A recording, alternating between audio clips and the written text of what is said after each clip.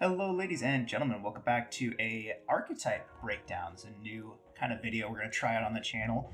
Today we're looking at Voiceless Voice, and because I am completely inept when it comes to ritual decks, I have gotten my good friend Ray here to kind of give us an overview and look at Voiceless Voice, the $80 secret rare out of Phantom Nightmare. So how's it going, man? How's it going? And funny enough, this card was $60 on pre-release, so just a quick shout out to my boy Hatch, who said not to buy it on pre-release. Fuck you.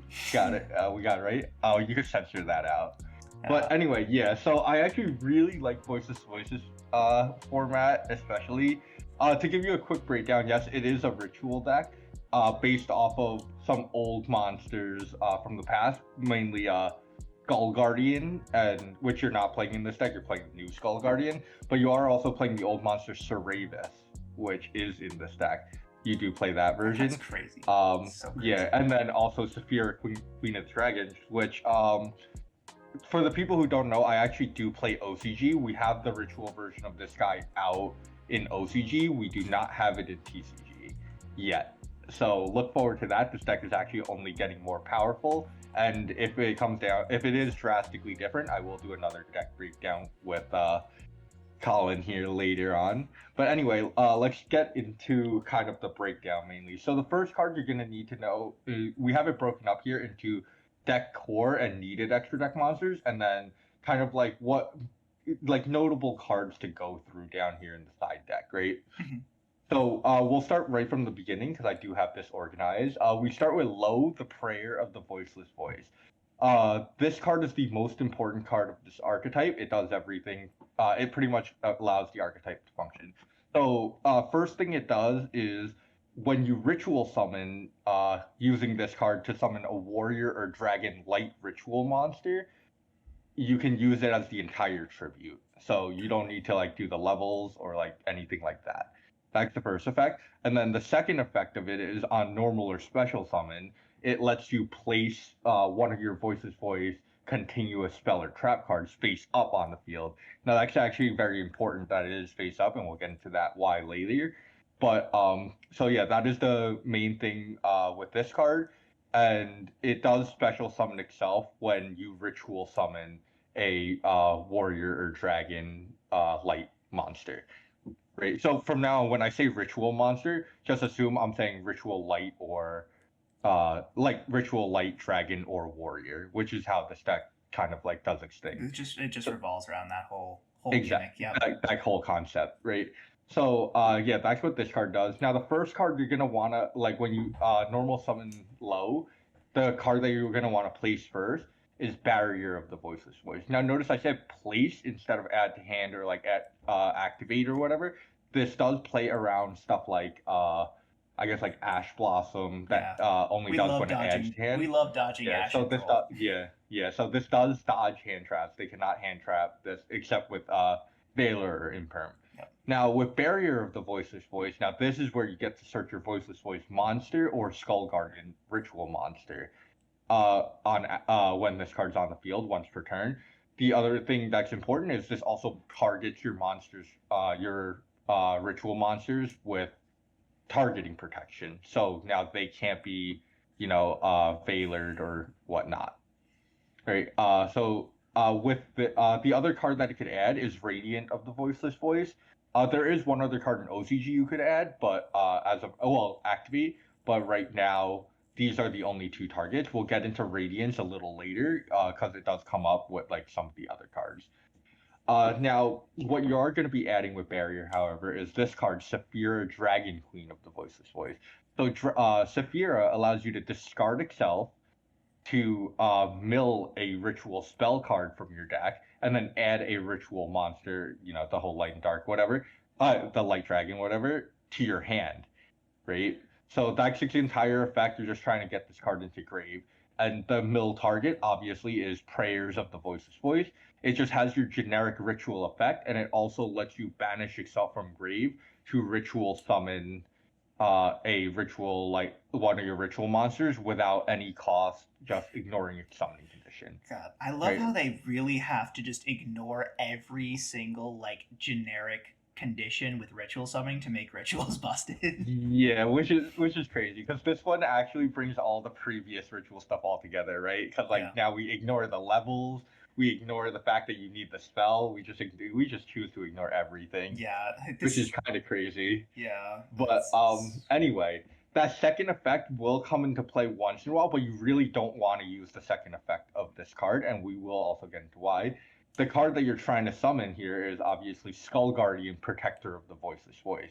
Now, this card is actually really, really insane.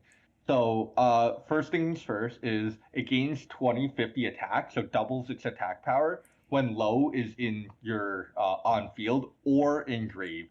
So that's a lot. One of the things that a lot of people forget is this card also counts if low is in grave, right? So, It'll still keep the attack power. Now the thing is, obviously, you're gonna want low on field. Low revives himself when this card is summoned, which is how that loop works. mhm. But the Skull Guardian's other effect is he is just an Omni negate. While low is on the field, it negates and destroys. Just like whenever your opponent activates a card while you control it, right? Jeez. So this is your first negate of the deck. So the main combo, as you see, you go low, put down the barrier of the voiceless voice. Voiceless voice will now search Saphira, Dragon Queen. Saphira will discard itself. Notice you're still at one summon right now, right? To mill the prayers out of deck and add the Skull Guardian to hand. Now, how do you summon Skull Guardian? Well, we know we could tribute low without to match like the whole 7 levels thing. But see, Saphira has another grave effect where if you banish it, it has the ritual summoning effect where as long as you send levels equal to or exceeding the ritual monster, you could summon it. So here you would tribute the low to summon the Skull Guardian, which now, since the ritual monster was summoned, low can bring itself back. So that is the main line of the combo. Um, Now onto the three kind of like non-main deck, but still part of the archetype, so to speak. Right? We will talk about this card, and this is where we'll get to talk about Radiance of the Voiceless Voice.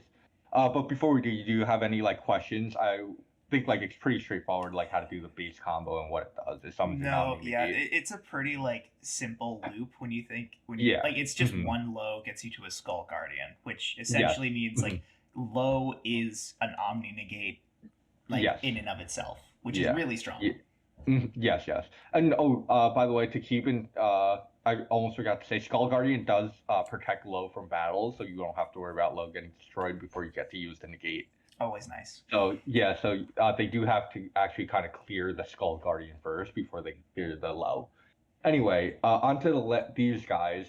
So you have who we call human Cerberus or Cerberus the Dragon Sage, regular Cerberus, and here is where we'll actually talk about Radiance of the Voiceless Voice, right?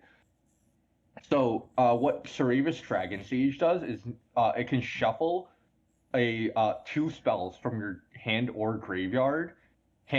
or graveyard to special summon itself, right?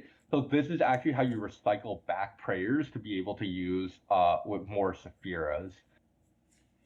And then and also like in case you like bricked on drawing the prayers, right? Mhm. Is you can put it back with this card, right? The other thing is when your opponent activates a card or effect, on a quick effect, this card can return itself to hand and then summon a ritual like warrior dragon from your deck, but it gets shuffled back into the deck at the end phase, right?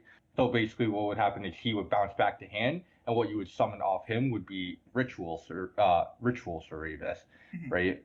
Now, a lot of people know about Ritual Cerberus's hand trap effect, which it helps you dodge targeting protection, right? This was a thing when, like, I believe when Imperm came out, or like very popular against like Valor heavy formats and stuff like that. Yep, yep. So, the thing is, a lot of people don't know this card also has a second effect where it can bounce back to hand to negate the special summon of a monster.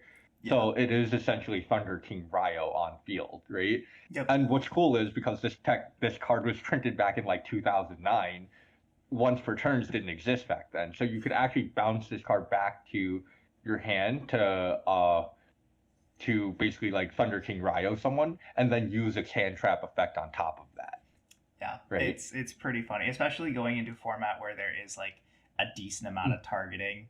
from Yes, like yes. stuff like the Fire King, I think Fire King. Promethean Princess or something like that. Yes. Yeah, yeah. Yeah, Mhm. it's pretty strong. Yeah, yeah. So this card is pretty strong. And then and this is where we actually get to talk about the trap card that you can set with low, and we'll talk about how to get to the trap card in the main combo as well. But so this card has two effects. We'll go over the easier effect first. Is that you could target cards your opponent controls up to the number of light rituals that you have. Usually that'll mean one, right? While we are able to summon the Cerebus, usually we actually will only have one. So this is just a pop one. It will pop itself and the card, right? Now the funnier effect, or like the cool effect, is that you can shuffle one light ritual, one of your rituals, and or a ritual spell from your hand or graveyard to the deck, and summon a Voiceless Voice out of deck. So this card does let you summon Low or Saphira, or in our case here, the most likely target is Seravis, straight out of deck by shuffling back the prayers to be able to be used again with Saphira. Right? So really, this deck only wants can play, like if they want to, they could only play one prayers. We'll talk about why we play like this ratio as of right now later, but yes. So you do only play one of these because you obviously don't want to see it in your hand. You want to be able to summon it out of deck, and oh my bad. And then obviously he has the effect to basically get into Seravis and have his own mini loop over here, right? And then so that part's also like again pretty straightforward. Radiance gets you to human Cerebus gets you to hand trap Cerebus, and you get to use that once, right? Yeah. Now as for cards that you should be looking at, Preparation of Rites is one of them. That's Because while you don't pre-prep, want to, yeah. yeah, pre-prep, I mean, so while you don't want to see prayer in hand, sometimes like when you just don't see anything, you have to actually physically activate prayers to summon the Skull Guardian. Skull Guardian does give you a search of a Voiceless Voice card. Normally that doesn't matter because you're just searching low for the follow-up turn, so you could redo the loop. But in the case of where you're summoning them directly using the spell off of pre-prep because you've kind of brick, you can use him to search the low to normal summon the low and then get into the other part of the combo as well. Right? Fair So enough, which yeah. is why you're able to play pre-prep. The other cards are right here, Diviner of the Herald, and this card Trias Hierarcha. So a lot of people here know how Diviner works, where you're able to send a fairy from your deck or extra deck to the graveyard to increase its levels, yada yada, all that stuff, right? Yep. Most people in ritual decks would send Herald of the Arclight, right? So in this case, most of the time you're actually using the one to send from deck, which is Trias Hierarcha. It also can send, I believe, from oh no, it just sends from deck. So Trias Hierarcha will be sent using Diviner's effect, and then Diviner will be tributed for Trias's engrave effect. So if this card's in your hand or graveyard, you could tribute up to 3 fairies. So yes, you can tribute one to summon him. Now his effect literally doesn't matter because you need to tribute more than one to summon it, and you're never gonna get this off. But what happens is this will put a body on board, and then Diviner now can summon a level 2 or lower fairy from your deck. And this is where you get to special summon low, and in which you have the special summon effect. Now you go through the motions of going into barrier, Saphira, prayers, and then Skull Guardian, right? Yeah, that's a really cool line, yeah. Yeah. Yeah, and so it's that's nice why that it's nice that Trias is also from hand or graveyard. So if you do draw it, it's yeah. not the end of the world. It just kind of sucks. Yes. So this is a kind of a soft garnet, It's it's a very hard soft garnet. It's a very hard soft garnet. Yeah. Well, the thing is, like, funny enough, if what's called, and we'll get into it. If the case where you draw Trias Hierarcha, Diviner can still send from extra decks, such as like Herald of Arclight to get your Skull Guardian right away, or even this card, Entis, who is a fairy. So Elder. That's really fun. Yeah, so since Entis is also a fairy here, you could send this to actually pop a card, which I think is which turns this into a kind of still soft garnet. Like you're still harder than like most soft Garnets, but Yeah. like he's not bad per Hmm. se. Yeah, I So, gotcha. do you have any questions with like the main core of the deck in terms of the main deck? No, I mean it seems pretty straightforward, right? Like a lot of Mhm. what you're doing is trying to get to low, and then just Yeah. keep like looping Yes. things like Skull Guardian and the Ritual Cerberus, just to kind Yes. of like keep your opponents Hmm. off of interactions. Yeah. Um, So the first combo, if you end on low and Skull Guardian, you end on one negate, which is that one Omni negate that you get right. from Skull Guardian, and you have the targeting protection. Now, you might be saying, well, that doesn't seem so good. Not enough to like call it like tier one or anything like that, right? So this is where we'll get into the extra deck. And while Voiceless Voice doesn't have any extra deck monsters itself, this card Dynamundo is actually how we get to like basically the multiple interactions, right? Right. So because you end on two monsters, you actually do not want to keep them on field because, like, while this is an Omni Negate, you can get him back. So you would link off the Low and the Skull Guardian to be able to summon Dynamundo. Now, Dynamundo's effect is when he special summons, you can target one card and one ritual monster in your graveyard, shuffle both of them into the deck. Normally, you don't want to do this because you want to keep your Skull Guardian in rotation. Hmm. But if you have like multiple Skull Guardians or like a Cerberus that you discarded, this can be used to like uh, Recycle it. Yeah. recycle a card. Or not only recycle a card, but this also because it shuffles both into deck, Oh, it's shuffling one also of your yeah disrupting. exactly. It It's doesn't just have to be yeah just your card on field. It can be your opponent's. exactly. Crazy.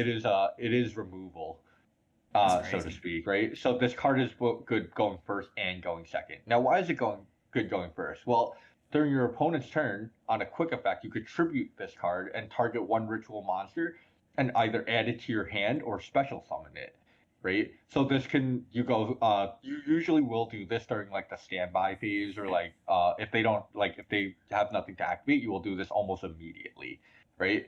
Now, what do you bring back? Obviously, you bring back the Skull Guardian, right? Because when Skull Guardian is now special summoned, Lo gets to special summon himself. Well, now you might be asking, like, well, what's the point of that? Like, all you did was just recycle two cards that you used to make the Dynamundo. Well, because Lo was now special summoned, even by its own effect, you now Get get to to the place trap. you now get to place the trap, which will get you into now this loop, which is another two negates, with Cerberus is on field and in hand negate. Granted, its in hand one's not as prevalent because barrier exists, Hmm. but in case they somehow out barrier, you can still disrupt the targeting, and more importantly, you have this effect where you could negate a special summon. Yeah. So this Now, brings it to a total of three. Yes. yeah. Uh, So now, importantly, if I'm not doing my math correctly, right? yes. Um, Mm-hmm. if you're able to open the low, right, you get to Yes. Dynamundo in Yes. just four summons, which Yes. means if you open It. low, you're under Nibiru. It's not the Yes, you same if are you under open Nibiru. yeah Yeah, if you open if you open Diviner, you're not Diviner, quite you are there. not. Yeah. Yeah, you're not under Nibiru. But there's a reason. There's another way to play it around the Nibiru that I actually won't get into because I'll show like what list that I'm playing for my upcoming YCS. Hmm. There are ways to like help out. Like basically, you do actually want to open low instead of Diviner, right? Right. So the other card obviously is the Herald of Arclight. There's a staple it just in ritual decks because for that same reason I said with Diviner, if you already drew the Trias Hierarcha, you actually will search the Skull Guardian just to have it in hand to be able to play around more hand traps, Right. right? Now, going back to the Diviner, the Herald play is where we get into these two, the Link Karibo and the Relinquish Anima, Hmm. right? So, this card also wasn't in there. It was just I brought it Yeah. over You're to good. tell the quick interaction. But anyway, let's talk about Link Karibo and Relinquish Anima. They Hmm. need a level one monster, which Low is, right? Right. Now, if you haven't noticed, Trias Hierarcha actually just summons itself, Hmm. right? So because of that, this now gives you an extra body to work with. What you would do here is you would go the Diviner route, Hmm. summon the Trias Hierarcha, and then go through the full Low route. Now you have Low, Skull Guardian, and Trias Hierarcha on field, right? So what you Right. would do here is actually you would link off the Skull Guardian and the Trias into Dynamundo, but now you're like, oh well, you just fucked yourself because now like Low has no way to get you have no way to summon low back off of Skull Guardian to get the search. But now you just make Link Karibo, or if you're going second, Anima, and do your thing that way. So Link Karibo now also gives you another like kind of interaction with changing something to 0 attack power until the end of turn, and then you also get to bring back your low and your Skull Guardian as normal with the Mundo. Mhm. So it does. If the thing is, make sure you summon Dynamundo first. Mhm. Or no, actually no, Anima's only here because I can steal a card. Do not summon Anima if you plan on going into Dynamundo, because otherwise you would have to go Anima and then leave the Trias Hierarcha on field. Mhm. So it'd be Anima take, and then Anima plus Skull Guardian because it doesn't point down. Right. But if you going first, you could make the Link Karibo. Mhm. Right. Yeah. So yeah, that's kind of as far as the main combo goes. But as you notice right here, we have 16 free slots. Right. And this is where your other interaction comes in. Is now you can just play 16 free hand traps, right? And so first things, so this is where like the side deck, where I have in the side deck is going to come in. Now, as you may remember, we were talking about light dragons and light warrior ritual monsters. The next best one here is Odd Eye's Pendulum Graph Summon. Pendulum Graph Dragon, right? Mhm. So you play this to actually stop for if you ever draw prayers of the Voiceless Voice. Because this card can be used to ritual summon any light ritual monster, which includes this card, right? Odd Eye's Pendulum Graph Summon. Because it says you can instead of you must. Yeah. Right? So now what's this card's effect? So this card is just a generic spell effect negate, right? Okay. Which is actually pretty important if you consider like stuff like the Original Sinful Spoils. Original Sinful Spoils, the Snake, pretty much any of the Snake Eyes stuff, or like Fire King Island and stuff like that, right? Now the other thing is when this card when you use that quick effect, you could actually put this into your pendulum zone and then summon an Odd Eyes monster from your extra deck. Now, which ones do you go for? Well, there's a couple choices here, right? The obvious one is Vortex Dragon. That's like the most popular one in terms of, well, not in this deck, but like just people just like know. Odd Eyes, like most people know, like Absolute into Vortex, but Absolute into Vortex. So I don't have Absolute here, but just because I ran out of room and I didn't want to kind of put them in here. But yeah, you can do this into Absolute into Vortex, right? So that is one way to do it, and everyone knows what Vortex does. He's just kind of a negate. The other one is Odd Eye's Wing Dragon here. Now, this one has actually picked up popularity in OCG because it targets one effect monster your opponent controls and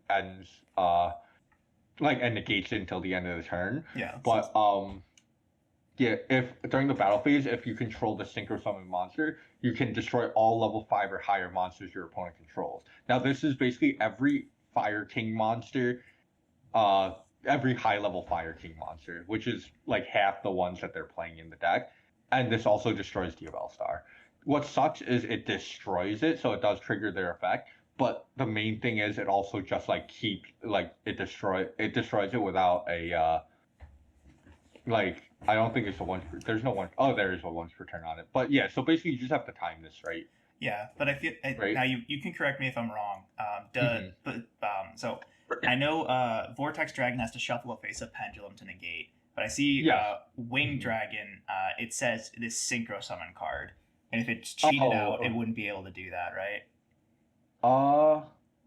This Synchro Summon card. Would it be like that? Maybe I read Pendulum Graph. Personally, I don't play Pendulum Graph, so yeah. Is it just special summon? Oh, okay. Yeah, so never mind. It cannot use this effect. Yeah. Okay, so yeah, you choose Wing Dragon if you're planning on like buffing up your going first board. Like that, yeah. Yeah, you just do the monster negate basically.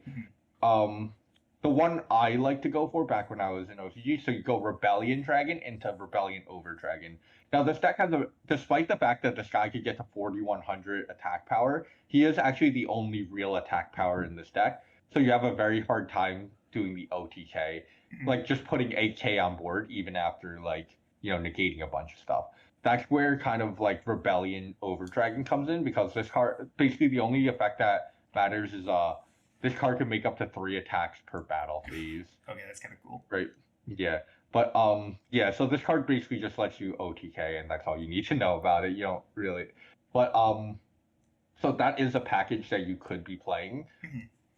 The thing is, this can't be searched because usually most of your search cards will either name Voiceless Voice or Skull Guardian, or it out of hand it'll let you ritual summon, which is where they name the dragon or light ritual. So this Gotcha. card has no way to actually search it. But this card does, however, well, I guess like you can bring it out with this, right? Yeah. One like yeah, you can bring it out with this Ceravis, but this Ceravis is It's just just so better. much better. Yeah. Exactly. So like you can bring this out for the OTK if like you realize that this Ceravis isn't gonna work. But yeah, personally I don't like this package Yeah, just I in can I can general. see where it's like it's cute, Hmm. but I don't think it's like necessarily Yeah. better Yeah. than anything else. Especially when you Yeah. consider like you're not able to like really utilize the odd eye stuff because you have to play like a full odd eyes Yeah. pendulum deck to really take full advantage of Yeah. their Yeah. broken Yes. Yes. broken effects. Yeah. Yeah. Yes. Yes. But anyway, this card is kind of strong uh if you just like physically draw prayers of the Voiceless Voice, because like you almost never actually want to activate this card, right? Right. But this is one of the activation targets for it. Okay. But yeah. Now one thing you may have noticed is like we either place or we search everything in this deck. This deck doesn't actually dig into your deck, Mhm. right? So which is why we need like kind of a maximum capacity for like hand traps. The way to dig into your deck is, in my opinion, is Pot of Extravagance. But other ways is like obviously like you do like the Nadir Servant stuff, right? So let's talk about these two cards, right? Pot of Extravagance, very simple. You just draw two cards. It's Pot of Greed, Except just good. you might Now, banish all your Dynamundos. That's the trade off. yeah, exactly. The trade-off is if you banish all three of your Dynamundos, you could cry about it. Yeah. You're gonna be stuck with one negate, right?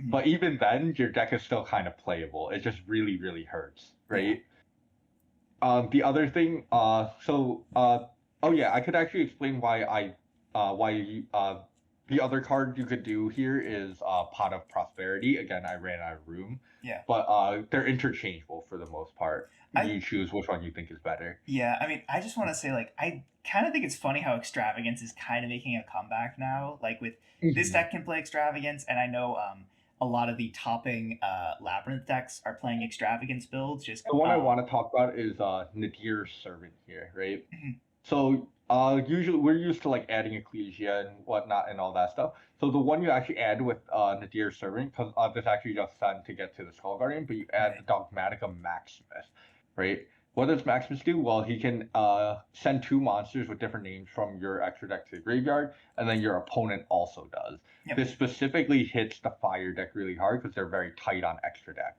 So they don't really want to get rid of anything, right? So either they're getting rid of their utility or they're just making their overall end board weaker.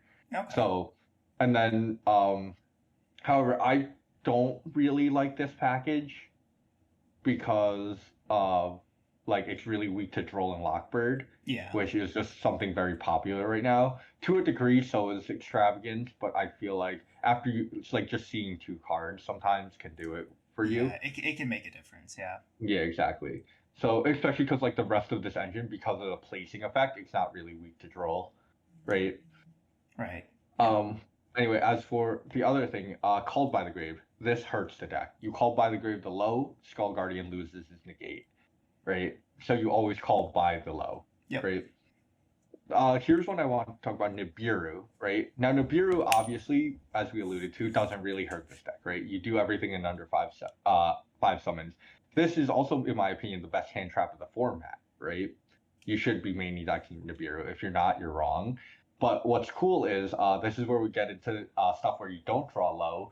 Is that Nibiru is a hand trap that is higher than level 7, right? okay, So yeah, so with it, let's say you don't have low. If you barrier into Saphira, Saphira send the prayers, right? And then what you could do is banish Saphira to tribute the Nibiru to summon your Skull Guardian, and then Skull Guardian can search the low and notice you haven't normal summoned yet. Now you normal summon the low, and you just basically have your board and do the Dynamundo stuff.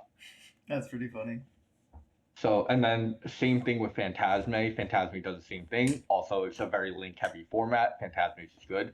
Being exactly 7 does the same thing with the combo with Barrier, Yeah. right? Mhm. And of course, like the combo works if you also just draw Saphira with any of these two. Send the Saphira, send the Prayer, banish to summon Skull Guardian, get the low to add the Barrier. So it Gotcha. does just get you to the same board. So which is why I say Saphira plus like a level 7, which is a lot of this deck, or like these hand traps will get you there, right? Okay. Yeah, I see.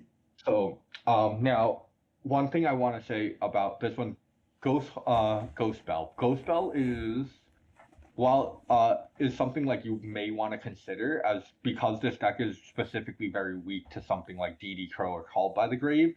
Bell can both protect you from it, and it is just kind of decent against the fire deck. While it isn't as hardcore as like DD Crow being able to banish, it does help you like kind of go for an extra turn. So Bell is something that you would consider as well, Right. Yeah. right? And then, as we talked about before, DD Crow, very, very harmful to this deck. You DD Crow the low, and Skull Guardian loses its negate, and funny enough, loses its attack power, I don't know. I right? kind of I you know the more and more I'm thinking about hand traps this format, DD Crow seems better and better. Yeah, Like yeah, it right. doesn't This is seem just like this would be a DD Crow format, but it kind of is. You know. yeah, like as you get into it, DD Crow is very good against the top decks, but not really good against stuff like Labyrinth. So, which is why Yeah, it some doesn't people it haven't like it been. doesn't do a lot Yeah, against like Labyrinth or yeah, yeah, it yeah, does like a little bit against Centurion. It yeah, depends, but yeah, like hmm it's actually a pretty decent card this format. I'm not yeah. gonna lie. hmm So, and then like the other thing is, if you have Ash Blossom, where do you Ash Blossom? Because people do play Ash Blossom, right? Mhm. The place you Ash Blossom is on the Saphira pitch, because it sends the ritual spell and the light for effect. You'll get neither, so this card just goes to the grave for no reason in that case, right? Okay, that makes And, sense. Yeah. yeah, and then the last card is obviously Troll and Lockbird that we want to talk about. Droll, if you have it in the main, side it out against this deck. Just because you have nothing that you could really hit with Troll unless they're playing like Extravagance or like the other one Yeah. is Prep. But by the time you Droll them, it's kind of too late because if they Prep, they've got these two. If they drew two, odds are they have like the combo and like uh. So yeah, like Droll really doesn't hurt this deck, with the exception of if they specifically only opened like Diviner. But then that means like even if they only open Diviner, and that goes for like Valor and stuff too, hitting the like Valor and Imperm while they're not here, they do hit these two pretty hard, assuming they drew nothing else, right? So they're not as strong and are probably the first looks to be sided out. Gotcha. Yeah. And then obviously like the banishing ones, DD Crow would come in, Bell actually would come in because Bell will stop Skull Guardian from getting the negate because it stops Low from summoning itself. It won't stop the attack power though. That's fair. Right? I mean, Yeah. if you can't deal with a 4100 attack monster in the year of our hmm Lord 2024, I mean, I don't know if you're really playing Yu-Gi-Oh. You know. Exactly. So So yeah, that's pretty much the deck breakdown. This deck is pretty straightforward, I would say. I do think people are underestimating it, saying, oh, it's only good in OCG because it plays around Max C. Against Max C, they're still drawing two cards. So I don't know like who thinks like Max C is the only reason, but the main reason this deck is actually good is because it can play through a lot of the hand traps that are just popular against Fire King, and Fire King being the best deck. And then this deck does put up just enough to get into it with Fire King, which I have been practicing a lot against Derek recently, even without the fact that Max C is like not in the format. yeah, like hearing you talk about this deck, like hmm this like spiritually, this like hmm just this deck versus like Snake Eyes reminds me a lot of Spellbook versus Dragon Rulers, right? Where this is kind of like it's a more control oriented deck. It's more of a hmm resource loop deck than just a balls to the wall Yeah. combo. Um, Yes. and hmm it's good enough to compete, and the resource loop is hmm strong enough, uh, and Exactly. that's really all it needs to hmm be. Yeah, yeah. And the main thing is like this deck can also play like a max of hand traps. So like Yeah, assuming you do like the extravagance, you have a draw 2 and then still 13 slots for hand traps, right? Realistically, in my opinion, you could actually cut this down to like pre-prep down to 2 to play even more around the troll because like look, you have like 1, 2, 3, realistically 4, 5, 6, like 6 times wait 1, 2, 3, 6, 9, 12 cards that could be considered just starter cards, right? Yeah, like So you're getting to a critical mass, and like there's exactly. probably some like very funny or stupid cards you could play that like search Mhm. diviner or search Mhm. low, but But I it's don't think it's worth it. yeah. Is Once you yeah. get to like 10 or 12 starters, it really is Yeah. just start putting By the knowledge way, in. yeah. By the way, the magical number is actually 7, right? We did the math on this. I'll do another episode with you on that later. The magical number for starters is 7. Kind of now though, because some starters are also extenders, right? Mhm. But if assuming just they're completely just straight up starters, the mathematically 7 is the correct number. But we'll get into that some other time. That's an But interesting it's an interesting yeah, topic. yeah. Okay. Yeah. Yeah. But actually that actually cuts into the second part about like if you play 2 pre-prep and have the 14 space after playing the 3 Draw like whatever spells. Yeah. draw, right? So having 14 slots, right? If the magical 7 to C if the magical number to C1 is 7, the magical number to C2 now would logically be 14, right? Okay. Sure. So, and what did we learn in this format? Well, Snake Eyes Fire King can play past pretty much any single hand trap, depending on the hand, obviously, right? Mhm. But they have a very hard time playing round 2, which is why, like, mathematically, this deck would be very good, is because it can play the 14, which means you will usually see 2. Mhm. Yeah, that makes sense. Yeah. But But, yeah, no, that's this for is a different episode. yeah, Mhm. this is that's definitely stuff we can talk about in a different Yeah. episode, more of a Mhm. theory episode, which I like doing. But Yes, no, yes. this is an interesting deck, and I can see it definitely has its place in the meta. I mean, it kind of takes Mhm. the I'm trying to think what's another good example. I know we talked about So the Spellbook. all right, so actually the best example in my opinion, this is the Fluandereeze of this format when we had tier format. It's a Yeah, I can deck see that could that. compete. Yeah, it's a deck. While it is not better than the best deck in the game, it is a lot less expensive for one, I right? mean, Like I don't just know like about that. yeah, yeah.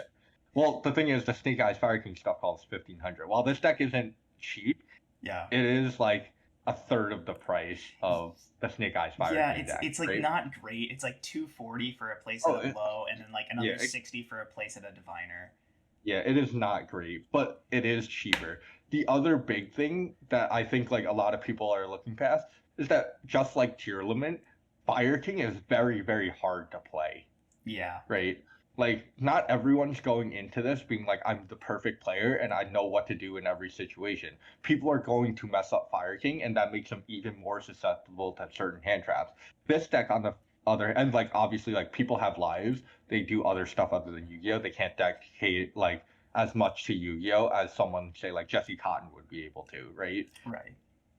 But and that's the other thing with this deck. It is very simple. You don't really have to put a lot of time in. Most of your time put in is now going to be on these like 13 to 17 extra spaces on what you want to play in this, Yeah, right? I can understand that. Like this is the deck Mhm. where it's like you don't really have to learn the combo, The so to deck, speak. You need to learn the yeah, matchups. exactly, Because you need to know exactly. like when do Hmm. I use my Skull Guardian negate? When do Yeah, I go for Saravis this game? Like do I yes, extend in Nibiru to go for Saravis? yeah, yeah. Like what do you read your opponent's playing? Are they playing Mhm. Imperms or Nibirus or Yeah. Well, actually, the play doesn't extend into Nibiru going into Saravis because you actually do this part of the combo on your opponent's turn. Everything in here is yeah. a quick effect, Yeah. right? So yeah, But those are that's the actually only questions you have to really ask yourself here. Is like you don't have to exactly. worry about like do I summon when my Flamberge Dragon goes to grave here, do I summon back Mhm. Ash and Oak or Ash and Ponix? Like that's not the question you have to Exactly. ask. You have to ask Exactly. like Exactly. do I Skull Guardian negate the do I Skull Hmm. Guardian negate the Promethean Princess or do I Skull Or Guardian do I negate the spell that? Ample Whale? That's what you have to ask Exactly. yourself. Exactly. Yeah. Exactly. Exactly. Exactly. Yeah. And then like on top of that, it makes it a lot easier when like you could just play a critical mass of hand traps to be able to do it where like they only have two options and you're choosing which one of the two options you're going to try and negate, right? Yeah, that's fair. So Yeah. yeah, I do think even with like people talking about, I do think this deck is a bit slept on, and especially like early on where we have Columbus coming up now in March, I believe. I do think this deck is going to see it more. Granted, by the time we get to like Raleigh near the end of the format, you will actually see like 75% or something of Fire King, in my opinion. But as of right now, this is not definitely not a bad deck to be playing, and I don't think it'll be bad like moving forward either, as it is getting more support. Yeah, yeah, that's the Right. thing to remember is a lot of decks from Mhm. Phantom Nightmare getting more support, whereas I think In the very deck set. yeah, in Legacy Destruction, where I think Mhm. I might be wrong, but I think Snake Eyes its support is slowing down, right? It is, yeah, support is This was slowing our down a second lot. wave of Snake Eyes support, so Exactly, exactly. yeah, And they're kind of like, and the trend, while the OCG doesn't tell you exactly how the TCG meta is going to turn out, just keep in mind like OCG Snake Eyes Fire King, and this is with Maxi being a huge card that's a problem for it more than this deck, went from like a 60% representation down to like a 30% crazy. in Top Cut. Yeah. Yeah, Just that's because pretty of crazy. like, yeah, just because we're getting new cards for this, right? This deck is actually very anti Fire King Snake Eyes. Yeah, yeah, makes sense. But Hmm. all right, Yeah. well, very cool. Hmm. Thanks for taking the viewers through how you Yeah. like how to Hmm. build or how to like think about this deck. Hmm. It's like I Hmm. said, I think it is a very cool deck. It's Hmm. interesting. I just don't want to pay Yes. $80 for low. That's all Oh, it yeah, for is. sure, for sure. Don't worry, we'll come back with a budget deck soon once I because I am bringing a budget deck to Columbus. Don't Interesting. worry, Okay. we will come out with that deck profile very soon. All right. Well, we will All have right. to see it, but that is all from us, guys. If you did enjoy, make sure to leave a like. If you really enjoyed it, make sure to subscribe. That is all from us, and I'll catch you guys in the next one. All right. Peace. See you later.